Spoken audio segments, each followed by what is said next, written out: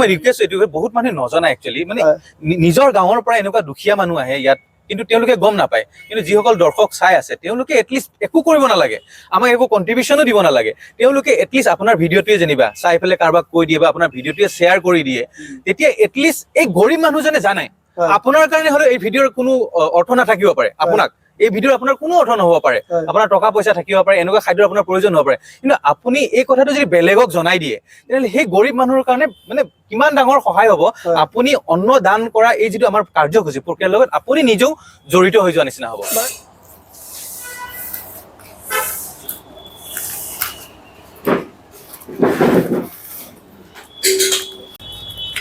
নমস্কাৰ মই মিৰাজ হুছেইন আশা কৰোঁ আপোনালোকে সকলোৱে ভালে আছে আৰু ভালে থাকক তাৰে কামনাৰে বলক আগবাঢ়ো মই আছোঁ বৰ্তমান যিখিনি এৰিয়াত সেইডোখৰ ভালদৰে আপোনালোকক ক'ম আৰু ভালদৰে দেখায়ো দিম কাৰণ ইয়াৰ পিছতো যদি কেতিয়াবা আপোনালোকে ইয়ালৈ আহিব বিচাৰে আৰু যদি সহায় কৰিব বিচাৰে নিজৰ মনৰ ইচ্ছাৰে আপোনালোকে ধুনীয়াকৈ কৰিব পাৰিব বিতংভাৱে কৈ আছোঁ বাকীখিনি প্ৰথমতে অকণমান কৈ লওঁ এই যি এৰিয়াটো হৈছে যি name care hospital Guwahati name care হস্পিটেলৰ একেবাৰে সন্মুখতে মই বাহিৰত গৈ আপোনালোকক লোকেশ্যনটো ভালদৰে দেখাই আছোঁ এতিয়া এই এৰিয়াটোৰ ভিতৰতনো কি কাৰ্যকলাপ চলি আছে সেইখিনি আপোনালোকক ভালদৰে দেখাই লওক এই যে বেকচাইডে মন কৰিছে আপোনালোকে তিনিজনমান ব্যক্তি যি পূৰা ব্যস্ত হৈ আছে কামত কি ধৰণৰ কাম কৰি আছে তেওঁলোকে আৰু কি কাৰণে এনেকুৱা কাম কৰি আছে যি আপোনালোকে জানি সঁচাই আচৰিত হ'ব ভাবিলোঁ আহিছোঁৱে যেতিয়া এই যি তেওঁলোকৰ মহান কাম এই মহান কাম আপোনালোকৰ আগলৈ অকণমান আগবঢ়াওক বাকী এতিয়া থুলমূলকৈ তেওঁলোকৰ ওচৰলৈ গৈ আছোঁ আৰু তেওঁলোকৰ পৰিচয় আৰু তেওঁলোকৰ এই মহান কামৰ মূল উদ্দেশ্য কি সেইখিনি ভালদৰে আপোনালোকক জনাই আছোঁ সৰ্বপ্ৰথমে এইজন ব্যক্তি যিজন ব্যক্তি আপোনালোকে প্ৰথমতে দেখিছে এইজনক সৰ্বপ্ৰথমে মই আপোনাক নমস্কাৰ জ্ঞাপন কৰিলোঁ নমস্কাৰ আৰু আপোনাক ৰাইজৰ বাবে আপোনাৰ অলপ পৰিচয়টো দিব বিচাৰিছোঁ নিশ্চয় সকলোকে নমস্কাৰ জনালোঁ মোৰ নাম আবিদ আজাদ আৰু আমি যিটো কাম কৰি আছোঁ আচলতে আমাৰ ওচৰত নেম কেয়াৰ সন্মুখত নেম কেয়াৰ হস্পিটেল আৰু একেবাৰে ওচৰতে আমাৰ গুৱাহাটী মেডিকেল কলেজ আৰু হস্পিটেল আমি তাৰ কাৰণে ইয়াতে আমি খানা ৰেডি কৰি আছোঁ পেকিং কৰি আছোঁ আচলতে গুৱাহাটী মেডিকেল কলেজত যিসকল পেচেণ্ট আহে তেওঁলোকৰ পৰা আপোনালোকে জানেই যে গাঁও অঞ্চলৰ পৰা বেছিভাগ মানুহ আহে গৰীব দুখীয়া মানুহ বেছি আহে আৰু 1.5 বছৰ 2 বছৰ আগৰ কথা যেতিয়া কোভিড হৈ আছিলে আমি তেতিয়া যেতিয়া টোটেল লকডাউন যেতিয়া হৈছিলে আমি তেতিয়াৰ পৰা আৰম্ভ কৰিছিলোঁ একচুৱেলি এটেণ্ডেণ্টসকলক ফ্ৰীতে খানা আমি দিব পাৰোঁ নেকি সন্ধিয়া আমি দিছিলোঁ তেনেকৈ 200-300 প্লেট তেতিয়া আমি কণ্টিনিউৱাছলি দি আছিলোঁ আৰু সেই আজি 1.5 বছৰ বেছিয়ে হৈ গ'ল আমাৰ আমি সেই কাৰ্যসূচী এতিয়াও অব্যাহত ৰাখিছোঁ আৰু আজিও আমি প্ৰতিদিনে সন্ধিয়া 7টা 6টা 7:30 7টা এনেকৈ সময়ত আমি যাওঁ এনেকৈ খাদ্য পেকিং কৰি লৈ যাওঁ লৈ গৈ পেলাই তাত থকা যিসকল মানুহ যাক খাদ্যৰ খুব প্ৰয়োজন আছে এটেণ্ডেণ্টসকল তেওঁলোকক আমি খাদ্য বিতৰণ কৰোঁ আৰু বিশেষকৈ আমি তেওঁলোকৰ কাৰ্ডবোৰ চাই লওঁ তেওঁলোক হস্পিটেলত অহা সঁচাকৈ জেনুইন হয়নে নহয় তেনেকৈ আমি খাদ্য বিতৰণ কৰি আছোঁ তেখেতৰ যি মূল উদ্দেশ্যটো আপোনালোকৰ আগলৈ আগবঢ়ালে আৰু তেখেতৰ যি মই পৰিচয় মোৰ ফালৰ পৰা মই অকণমান দি দিব বিচাৰিছোঁ যি তেখেতো নিদিয়ে আপোনালোকক কাৰণ নিজৰটো অকণমান ক'বলৈ বেয়া পায় যি তেওঁ হৈছে ৰিজাৰ্ভ বেংকৰ এজন কৰ্মৰত যি ব্যক্তি কি কৰোঁ এতিয়া আমি আপোনালোকে যদি দেখে ইয়াত মাছ আমি আজি আপোনাৰ এনেকৈ আলু ভাজি আছে মাছ আমি দিব পাৰিছোঁ ভাল আমি সাধাৰণতে নিৰামিষ খাদ্য দিব পাৰোঁ আমাৰ ফালৰ পৰা কিন্তু এই বিয়া বা যিবিলাক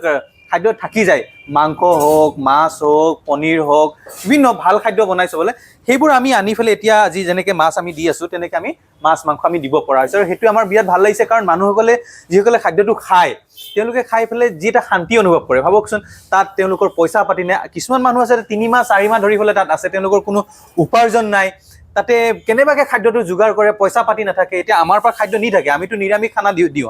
আমাৰ ইমান টকা পইচা নাই কিন্তু এতিয়া আমি যেতিয়া মাছ মাংস এনেকৈ দিব পৰা হৈছোঁ তেওঁ খাই পেলাই যেতিয়া সুখ অনুভৱ হয় মানুহৰ সকলোৱে খাব বিচাৰে যিসকলে মাছ মাংস পায় যিটো এটা তেওঁলোকে স্বস্তি পায় আমি ভাবোঁ তেওঁলোকৰ সেই স্বস্তি যিটো মানে আহাৰ খাদ্য খাই পেলাই যিটো এটা শান্তি পায় সেই তাৰ যিটো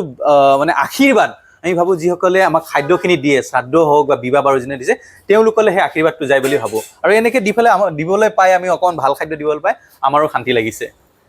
ইয়াৰ মাজতে ময়ো আপোনালোকলৈ অনুৰোধ জনাইছোঁ তেখেতৰ ফালৰ পৰাই যে গুৱাহাটী এৰিয়াটোৰ ভিতৰত আপোনালোকে দিয়ে আছে তথাপিও যিসকলে ভাবে দিম বুলি যদি আপোনালোকৰ বিয়া সভাত কিবা যি শেষ সময়ত যি থাকি যোৱা ৰাহি হোৱা আপোনালোকৰ যি খানা মানে ভাল খাদ্য মানে পেলনীয়া খাদ্যৰ মই কথা ক'বলৈ যোৱা নাই ৰাহি হোৱা ভাল খাদ্য সেই খাদ্যখিনি আপোনালোকে মই ডেছক্ৰিপশ্যনত ফোন নাম্বাৰ দি দিছোঁ সেই ফোন নাম্বাৰটোত আপোনালোকে ফোন কৰিব তেখেতলোকে নিজে গৈ মেলি খানাটো লৈ আনিব আৰু আনি মেলি ইয়াতে তেওঁলোকে ফ্ৰিজত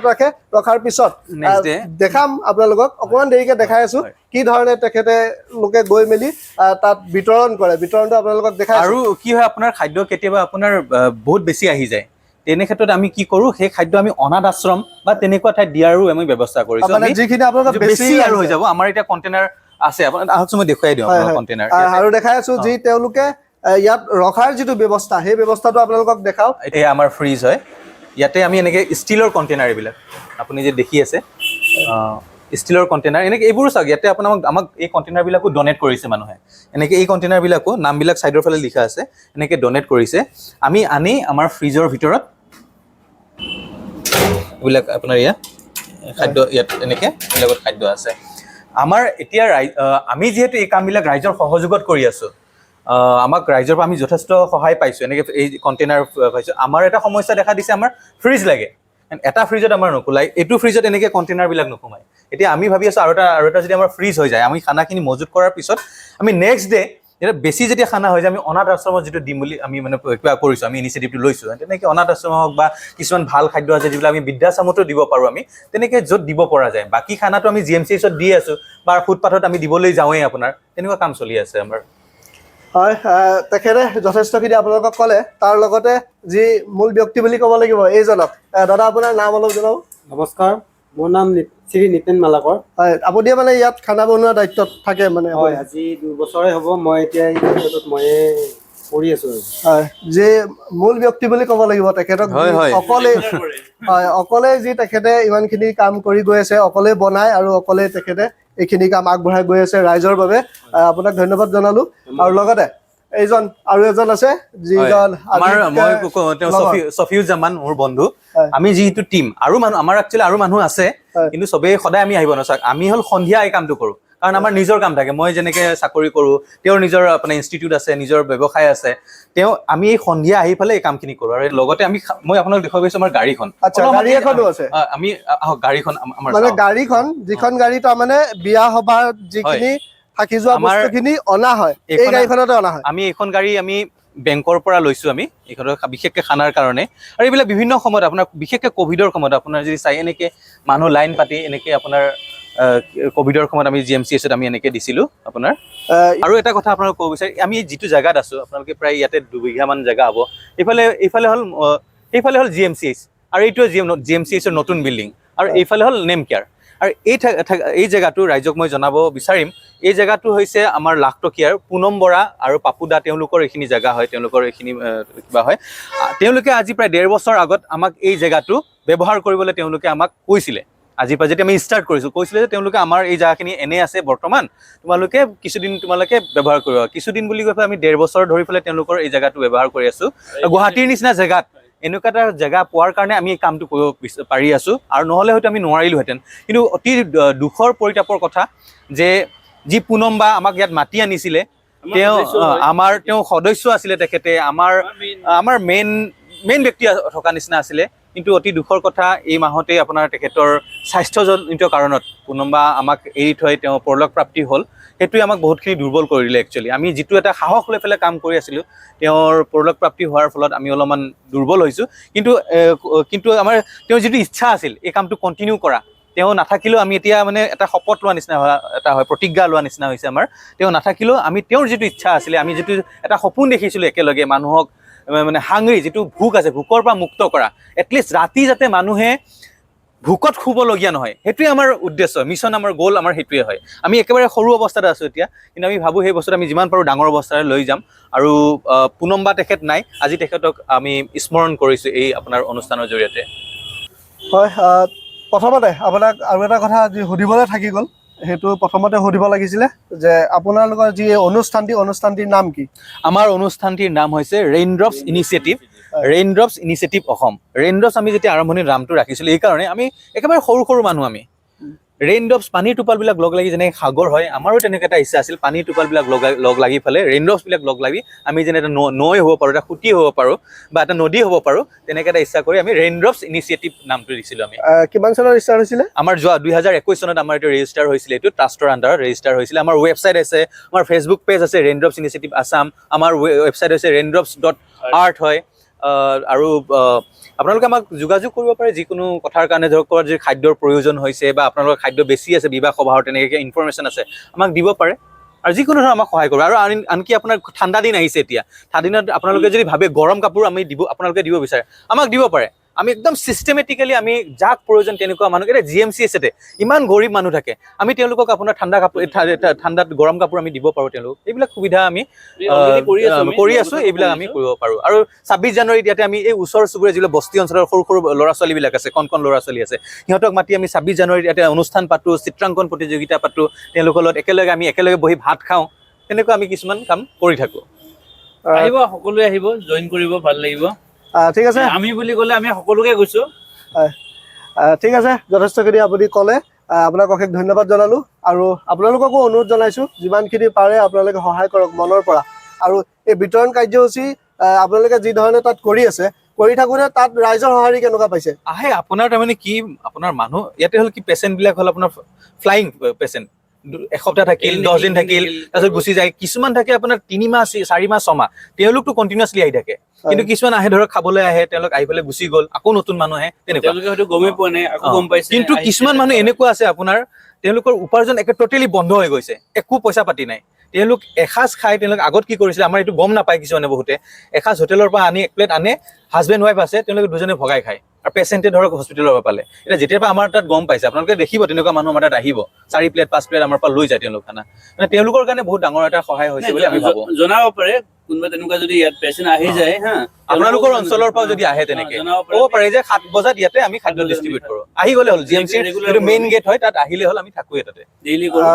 তেওঁলোকেও আপোনালোকৰ বাবে কৈ দিলে যে আপোনালোকেও এই হস্পিটেলৰ যদি মেইন গেট যিটো, সেই গেটলৈ যদি আপোনালোকে আহে, আপোনালোকেও যিসকলৰ প্ৰয়োজন সেইসকলে আপোনালোকে খাদ্য গ্ৰহণ কৰিব পাৰিব।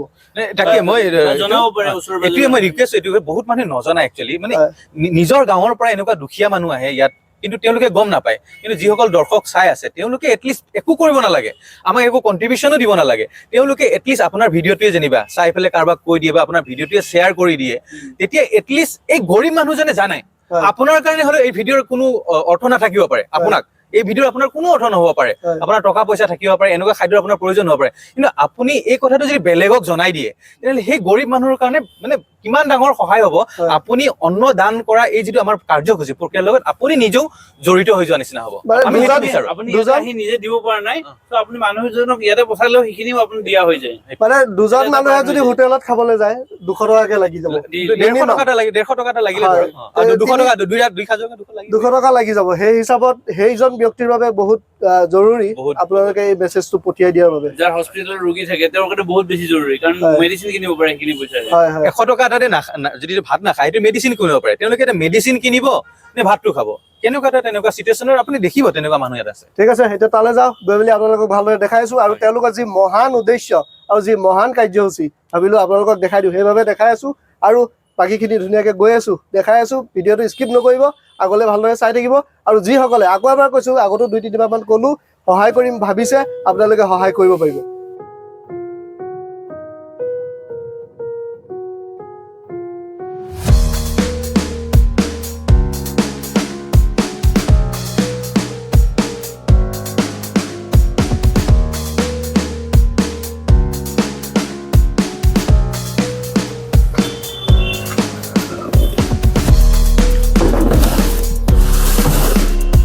বাকী এয়া খানা এতিয়া উঠি আছে গাড়ীত, বাকী তালৈকে পাই লওঁ, কি ধৰণে বিতৰণ কৰা হয় সেইখিনিও আপোনালোকক দেখাই আছোঁ।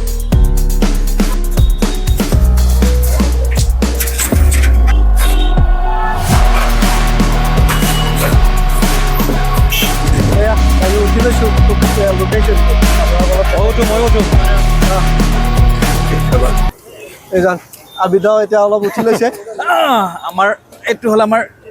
ডেইলি কাম, আমাৰ সন্ধিয়া। আৰু মানুহজনক মানিব লাগিব, যি দিনটো ইমান হেডেক, মানে বেংকত, তাৰপিছতো আকৌ আহি মেলি ইমানখিনি যি আমি ৰাইজৰ বাবে এইখিনি কামৰ কাৰণে ৰৈ থাকো আমি এইখিনি ইয়াত অহাৰ পিছত পুৰা একদম ফ্ৰেছ তোমাৰ খানাখিনি দিয়াৰ পিছত আমি একচুৱেলি পাহৰি যাওঁ দিনত যে কিবা কৰিছিলো মানে এই মনৰ তৃপ্তি নহয় জানো মনত আপোনাৰ ৰিজুভিনেট হৈ যায় তাৰমানে আমাৰ ইয়াত অহাৰ পিছত এইখিনি এতিয়া নহয় খানাখিনি যদি দি দিম শেষ হৈ যাব তাৰপিছত একদম শান্তি আৰু এইখিনি সময়ৰ কাৰণে ৰৈ থকা নিচিনা বাকী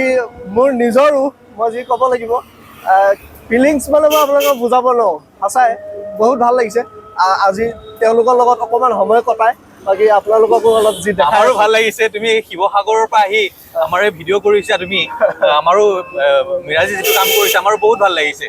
সেইখিনি যে আপোনাৰ তাতে দেখুৱাইছে আমাৰ প্ৰতি সেইখিনি চিম্পেথি বা ছাপৰ্ট দেখুৱাই তেওঁ আহিছে ভিডিঅ'টো কৰিছে সঁচাকৈ বহুত ভাল লাগিছে আমাৰ আমি আহি পাইছোহি দিয়কচোন